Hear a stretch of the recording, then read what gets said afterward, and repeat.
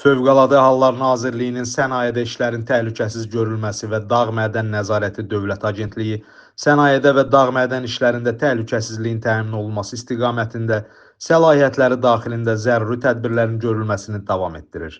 Bu çərçivədə agentliyin müfəttişləri tərəfindən Gədəbəy rayonunun Düzyurt kəndində fəaliyyət göstərən fərdi sahibkar Elnur Vahidoğlu İskəndərova məxsus maye qaz doldurma məntəqəsində plan üzrə yoxlama aparılıb.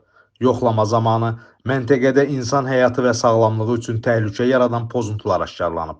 Belə ki, maye qaz doldurma məntəqəsində istismar olunan bir ədəd tutumun üzərində quraşdırılmış, qoruyucu klapanın və manometrlərin dövrü yoxlanılmasının aparılmadığı, eyni zamanda istismar müddəti bitmiş bir ədəd tutumun tam texniki müayinələrinin keçirilmədiyi müəyyən edilib.